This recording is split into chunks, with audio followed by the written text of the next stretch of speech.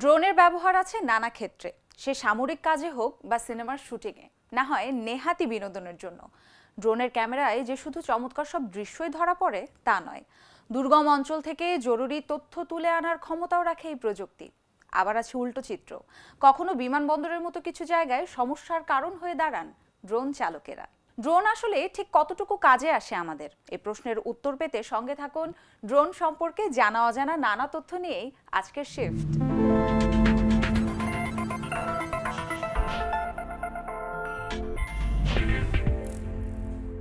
বিশ্বে ড্রোনের বাজার প্রতিনিয়ত বাড়ছে। 2021 সালে ড্রোন সংক্রান্ত ব্যবসায় গোটা বিশ্বে 25 বিলিয়ন ইউরো বিনিময় হয়েছে। এই অর্থের বেশিরভাগ অবসর যাপন ক্ষেত্র থেকে এসেছে সত্য, তবে ড্রোনের অসীম সম্ভাবনার সবে তো শুরু। হোক নিখোঁজ মানুষের সন্ধান বা শিল্প কারখানার মান নিয়ন্ত্রণ, ড্রোনের ব্যবহার হতে পারে সবখানে। মানুষের জন্য দুর্গম ও ঝুঁকিপূর্ণ এলাকার তথ্য পেতে ড্রোনের জুড়ি নেই, তবু ড্রোনের দক্ষতা বাড়ানোর প্রচেষ্টা কিন্তু থেমে নেই। এবার দল হিসেবে সফলভাবে উড়তে শিখছে এসব ড্রোন। আমরা সাধারণত আলোকসজ্জার অংশ হিসেবে ড্রোনের ঝাঁক দেখে থাকি, তবে ভবিষ্যতে এক ঝাঁকের সব ড্রোন উড়বে স্বয়ংক্রিয়ভাবে, নিজেদের মধ্যে চালিয়ে যাবে যোগাযোগ। বাস্তব দুনিয়ায় মাল্টি ড্রোন সিস্টেমের জন্য এক পরীক্ষা ছিল বার্লিনের ওনসিলেকে আয়োজিত রোয়িং রেগাটা। ড্রোনের মাধ্যমে দৃশ্য ধারণে বিপ্লব ঘটাতে এক্ষেত্রে কাঁধে কাঁধ মিলিয়ে কাজ করেন ইউরোপের 8টি দেশের গবেষক, বিশেষজ্ঞ ও প্রযুক্তিবিদেরা। রেস শুরু হতে বাকি আর 1 মিনিট। রেস শুরু হচ্ছে। মাল্টি ড্রোন প্রকল্পের লক্ষ্য খোলা জায়গায় দৃশ্য ধারণের জন্য পুরোপুরি স্বয়ংক্রিয় ড্রোন প্রস্তুত করা। আজ দুটি ড্রোনের একটি প্রথমবারের মতো উঠছে মানুষের সাহায্য ছাড়াই।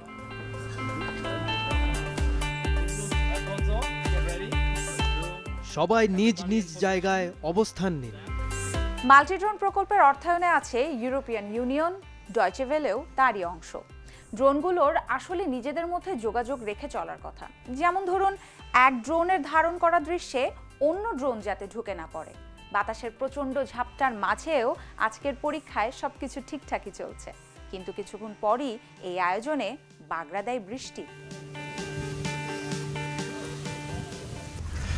Thank you very much. Merci beaucoup. আপনাদের সবাইকে জানাচ্ছি অনেক অনেক ধন্যবাদ। Vielen Dank. কয়েক সপ্তাহ পরের কথা, স্পেনের সেভিয়ায় এই ড্রোনগুলো স্বয়ংক্রিয়ভাবে একটি সিমুলেটেড বাইক রেসের দৃশ্য ধারণ করে, তবে নিজেদের মধ্যে যোগাযোগের বিষয়টি বাকি রয়ে যায়। সাবধান, ড্রোনগুলো ফেরত আসছে। ফিরতি ফ্লাইট আর ল্যান্ডিং স্বয়ংক্রিয় ব্যবস্থায় নিয়ন্ত্রিত হয়, প্রকল্পও হয় সফল। এটা একটা বড় চ্যালেঞ্জ ছিল। শুরু থেকেই আমরা কিছু সমস্যায় ভুগছিলাম। আমার মনে হয় গত কয়েক মাসের কঠোর পরিশ্রম আর দলের সবার মনের জোর না থাকলে এই অর্জনে আমরা সফল হতাম না।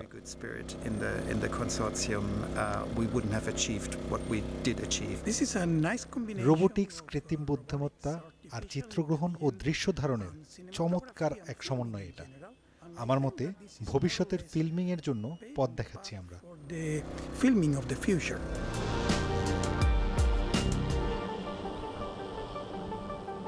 ড্রোনের সাহায্যে উদ্ধার কার্যক্রমও এতে সহজ হয়ে আসতে পারে। কোনো এলাকায় একটি ড্রোনের বদলে বরং এক ঝাঁক ড্রোন তুলনামূলক দ্রুত সন্ধান চালাতে পারে, আর নিখোঁজ ও আহত মানুষকে উদ্ধার করতে ড্রোনের ব্যবহার তো আর নতুন কিছু নয়। শুধু তাই নয়, পশু পাখিদের উপকারেও আসে এই ড্রোন। প্রতি 15 মিনিটে একটি হাতি শিকারীর হাতে প্রাণ হারায়, তাই অবৈধ শিকারীদের সন্ধানে হাতির আবাসস্থল পাহারা দিয়ে বেড়াচ্ছে ড্রোন।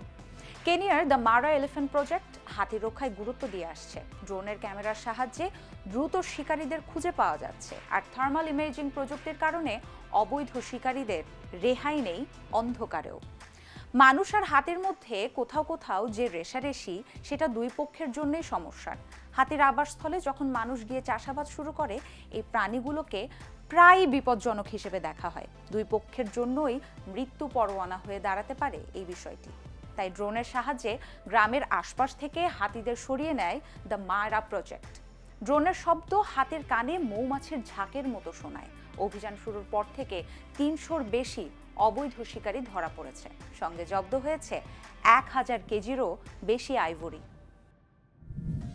কোয়ালা এক বিপন্ন প্রজাতি, আর এখন তাদের বাঁচাতে কাজে লাগছে ড্রোন।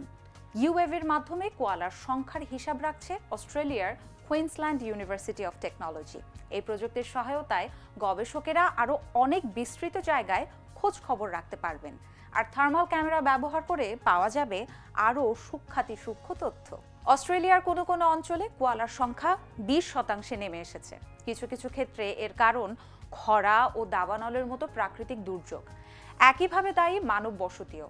এই প্রজাতিটিকে রক্ষা করতে তাই প্রয়োজন নির্ভরযোগ্য তথ্য।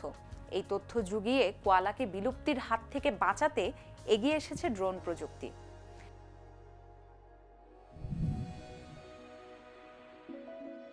তিমি বাঁচাতেও কাজে আসছে ড্রোন। মাছ ধরার জাল সহ নানা জঞ্জালে আটকে যায় অনেক তিমি, আর তাদের উদ্ধারে হাত লাগাতে হয় মানুষের। উদ্ধার কাজে নিয়োজিত মানুষের জন্য বিষয়টি খুবই ঝুঁকিপূর্ণ। তবে ড্রোনের সহায়তায় পুরো পরিস্থিতি ভালোভাবে বুঝে নিয়ে যথাসম্ভব কম হস্তক্ষেপেই সমাধান করা যায়। তিমির শরীরে ক্যামেরা, সেন্সর ও ট্রান্সমিটার ডিভাইস বসানো বা হোয়েল ট্যাগিং এর কাজও সহজ করে দিয়েছে ড্রোন প্রযুক্তি। ছোট্ট এক ডিভাইসের মাধ্যমে গবেষকেরা তার অবস্থান সহ জরুরি সব তথ্য পেয়ে যান। কিন্তু এক্ষেত্রে মানুষের স্পর্শ তিমির ওপর ক্ষতিকর প্রভাব ফেলে। 2022 সালের ফেব্রুয়ারিতে গালফ অফ ক্যালিফোর্নিয়ায় 20টিরও বেশি তিমি ট্যাগ করেছেন বিজ্ঞানীরা। ড্রোনের সাহায্যে এক্ষেত্রে মানুষের হস্তক্ষেপ কমিয়ে আনা সম্ভব হয়েছে। এই ট্র্যাকিং শটটি কম্পিউটার অ্যানিমেশন নয়, এটি এসেছে ফার্স্ট পারসন ভিউ ড্রোন থেকে। কয়েক বছর আগেও এমন ছবি যেখানে অকল্পনীয় ছিল, তাই এখন পরিণত হয়েছে হলিউড ও বিজ্ঞাপন দুনিয়ার ইন্ডাস্ট্রি স্ট্যান্ডার্ডে। ফার্স্ট পারসন ভিউ ড্রোন তাই বিপ্লব ঘটাচ্ছে দৃশ্য ধারণে, সে হোক স্পোর্টস কারের সঙ্গে পাল্লা দিয়ে ট্র্যাকিং শটে,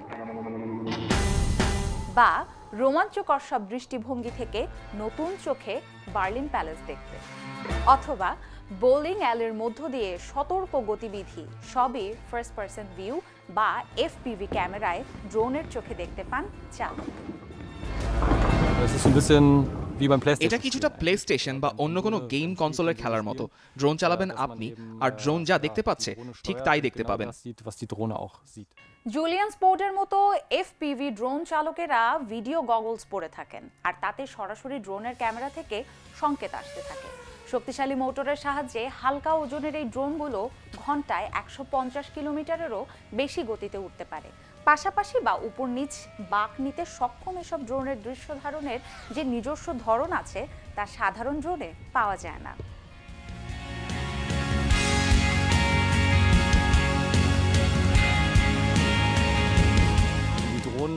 এই ড্রোনগুলো স্বচালিত নয়, আর তুলনামূলক ঝুঁকিপূর্ণ গতিবিধি নিয়ে এতে পরীক্ষা নিরীক্ষা করা যায়।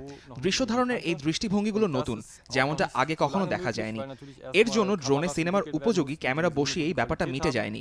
এই ক্যামেরাগুলোতে যাতে এফপিভি ড্রোনে চড়ে ওড়ার মতো হালকা ওজনের হয় সেটাও নিশ্চিত করতে হয়েছে। খুবই সূক্ষ্মভাবে চলাফেরা নিয়ন্ত্রণে সক্ষম এই এফপিভি ড্রোন, তাই এর সাহায্যে ঘরের ভেতরেও দৃশ্য ধারণ করা যায়। এরই মধ্যে এই ট্রেন্ড ঢুকে পড়েছে হলিউডেও। নেটফ্লিক্সে 2021 সালে মুক্তি পাওয়া রেড নোটিস সিনেমায় প্রথমবারের মতো কোনো এফপিভি ক্যামেরাম্যান কাজ করেছেন। প্রথম দিকে শুধু রেসিংয়ে ফার্স্ট পারসন ভিউ ড্রোনের উপস্থিতি ছিল, তখন থেকে এ যাবৎ ব্যাপক বিকাশ ঘটেছে এই খেলার। যোগ হয়েছে নাম করা সব স্পন্সর আর বিশাল অর্থ পুরস্কার। মার্কিন যুক্তরাষ্ট্রের অ্যালেক্স ভ্যানোভার বা ইতালির লুইস আরিজ্জোর মতো সেরা চালকেরা এখন তারকা খ্যাত। পরিচিতি পেয়েছেন নিজ ক্ষেত্রের বাইরেও। সিনেমায় কাজ করে সফল যেসব চালক তাদের অনেকেরই শুরু রেসিং দুনিয়ায়, কারণ এখানেই তাদের প্রশিক্ষণ ও দক্ষতা বাড়ানোর সুযোগ ছিল। চালকের মানসিকতাও এখানে জরুরি, কারণ রেস করার সময় যথেষ্ট মানসিক চাপের মুখোমুখি হতে হয়, আর এই অভিজ্ঞতা সিনেমার সেটে খুবই উপকারে আসতে পারে।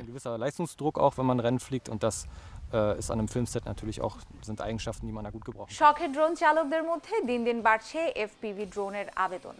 বেশিরভাগ ড্রোন নির্মাতা প্রতিষ্ঠানই এমন সব মডেল বাজারে এনেছে যাতে বেড়ানোর ছবি তুলতে গিয়েও সেই এফপিভি স্বাদ পাওয়া যায়। রেসিং ড্রোনের তুলনায় এসব ড্রোনের গতি কম, ঘন্টায় সর্বোচ্চ 140 কিলোমিটার, কিন্তু এটুকুতেও মেলে ড্রোন চালানোর সেই রোমাঞ্চকর আর দুঃসাহসিক অভিজ্ঞতা। নতুনদের জন্য এতে সেফ মোডে অনুশীলনের ব্যবস্থা আছে, আর প্রয়োজনে ইমার্জেন্সি স্টপ বাটন চেপে ঠেকানো যাবে বিপদের ঝুঁকি। খোলা জায়গায় পার্টি করতে গিয়ে যদি এফপিভি ড্রোন দিয়ে ছবি তুলতে চান, শুরু করতে পারেন আজই। সহজে চালানো যায় এমন এফপিভি ড্রোন ব্যক্তিগত পর্যায়ের জন্যও এখন পাওয়া যাচ্ছে।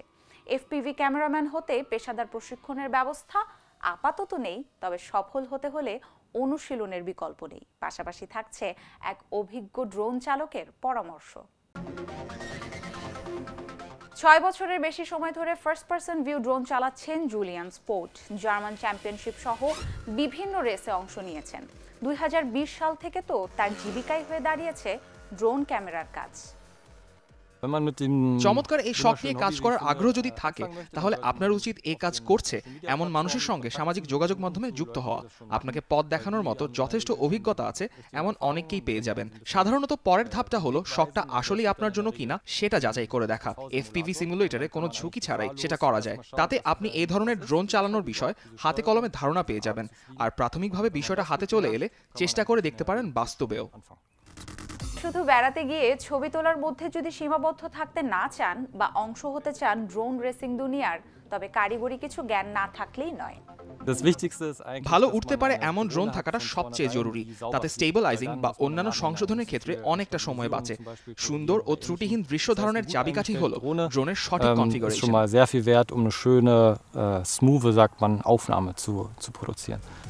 তবে ড্রোন চালানোটা আপনার শখ হোক বা পেশা, ড্রোন ওড়াতে গেলে অবশ্যই মানতে হবে কিছু নিয়ম।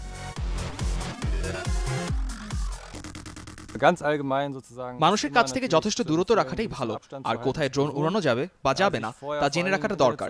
যে নিয়মটা অবশ্যই মানতে হবে তা হলো বিমানবন্দরের কাছে যাওয়া যাবে না। এটা সবচেয়ে জরুরি বিষয়। তাতে একদিকে যেমন বিপদের সম্ভাবনা তৈরি হয়, অন্যদিকে নষ্ট হয় ভাবমূর্তি। ড্রোন নিয়ে যারা কাজ করেন, যাদের প্রিয় শখ এটা, সবারই এতে ক্ষতি।